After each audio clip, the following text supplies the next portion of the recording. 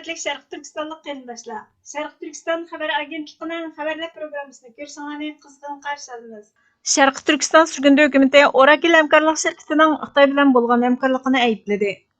Amerika Yangilik Yaratish Fondi xəbər torining 4-sentabr kunidagi xəbəriga qaraganda, korxona yumshoq detal magnati Oracle'ning Beijing bilan bolğan həmkarlıq tarixi uzun bo'lib, balkim Xitoyning ommaviy soha IT ul asliyalarga cho'nqur yildiz tortgan Amerika texnik şirketining eng yaxshi misoli bo'lishi mumkin ekan.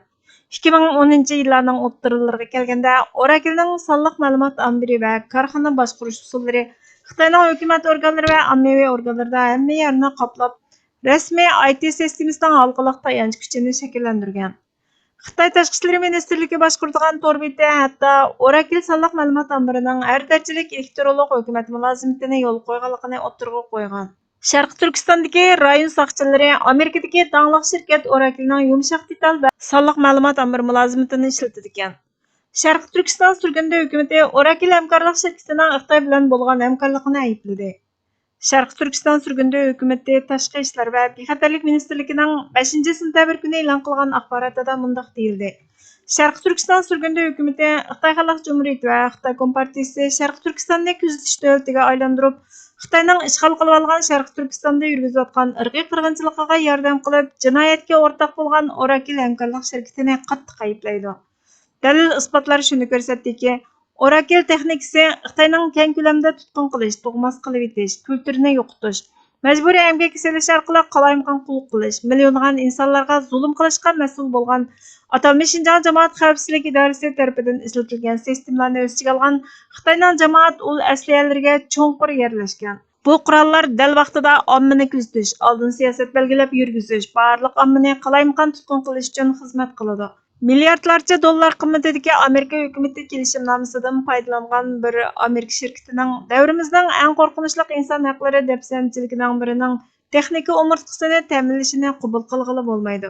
Bu faqat tijoratla emas, inson haqlari dafsanchiligi, irqiy qirg'inchilik jinoyatiga o'rtoq bo'lishdan iborat. Hech bo'lmaganda Amerikaning axloqiy kuchini va qonunning ustunligidan iborat qimmat qarashlarini parchalagan ikkiyuzlamachilikdan iborat. Biz Amerika Majlisi, hukumat va hamkorlashuvchi hukumatlarni Oracle Xitoyning bexatarlik apparatlari bilan bo'lgan munosabatini o'zgacha tuzilgan barliq kelishimnomalarni darhol tekshirish, jazolash va oxirlashtirishga chaqiramiz. Sukut va harakatsizlik jinoyatga sherik bo'lishdan iborat. Dunyo zolimning emas, mazlumning yanida turishi lozim. Mazkur bayonot X xabarlari torida 8-sentabr kuni tafsiliy xabar qilindi. Şərq Türkistan sürgündü hökuməti Azərbaycan prezidenti İlham Əliyevning 2025-yili 31 avqust Tianjinda o'tkazilgan Shanxay hamkorlik tashkiloti boshliqlari yig'inida qilgan bayonotini qattiq aybladi.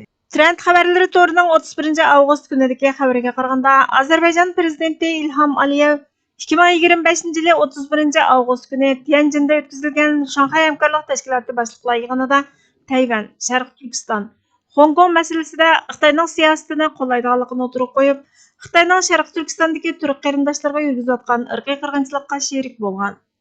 Şərq Türkistan sürgündü hökuməti Tashqi ishlar va bexatarlik ministrligi Azərbaycan prezidenti İlham Əliyevning 2025-yili 31 avqust kuni Tianjinda o'tkazilgan Shanxay hamkorlik tashkiloti boshliqlari yig'inida qilgan bayonotini ayblab axborot e'lon qilib, ijtimoiy axborot vositalarida tarqatdi.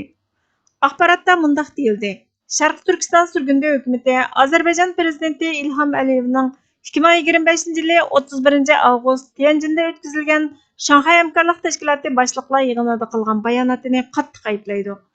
Aliyevning Xitoyning Şərq Türkistonga tutgan pozitsiyasini ochiq-oshkora qo'llashi Beijingning mustamlikachilik, irqiy qirg'inchilik va ishg'oliyat harakatiga yordam berishdan iborat.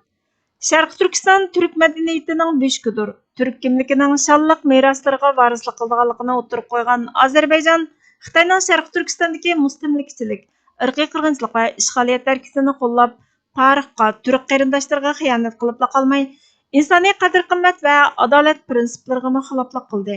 Ishg'ol qilingan Şərq Türkistondagi Uyg'ur, Qirg'iz, Qozoq, O'zbek va boshqa turkiy xalqlar keng ko'lamda jazo lagerlariga qamalgan, qul amgakiga silinib, qulluqqa majburlangan, keng ko'lamda tug'mas qilib etishning qurboniga aylangan. Kültürleri vayron bo'lgan, a'zolari majburiy yig'ib olingan, ularning kimligi va mavjudligi sistemlik turda yo'qotilgan. Beyjingning bu masaladagi maydonini qo'llash, bu jinoyatlarni qo'llash va sherik bo'lishni ko'rsatadi. Bundan boshqa Sharq Turkiston surgundi hukumati Xitoyning Sharq Turkiston davosini bostirish, zulmni yo'gash maqsadida siyosiy qop sifatida qo'llanish uchun qurgan Shanxay hamkorlik tashkilotini ayblaydi. Shanxay hamkorlik tashkiloti tinchlik yoki bexatarlik supasi emas, u zulm, mustamlikachilik va ishg'oliyatning qurolidir. Sharq Turkiston surgundi hukumati Ozarbayjonni ishg'ol qilingan Sharq Turkistondagi Xitoyning qilmishlarini qo'llashni darhol to'xtatishga, Beyjingning irqiy qirg'inchilik qilmishiga o'rtoq bo'lishdan voz kechishga, zolimlar bilan emas, balki Sharq Turkistondagi turk qarindoshlari bilan bir safda turishga chaqirdi. Tarix bu xiyonatni kechirmaydi. Turk xalqlari uni unutib qolmaydi. Sharq Turkiston surgundi hukumati Tashqi ishlar va bexatarlik ministrligining mazkur bayonoti 16-sentabr kuni Tribunal xabar turi, Osiyo xalqaro xabarlari turida tafsiliy xabar qilindi. 29-avgust kuni xalqaro yadro sinoqlariga qarshi turish xotiri kuni.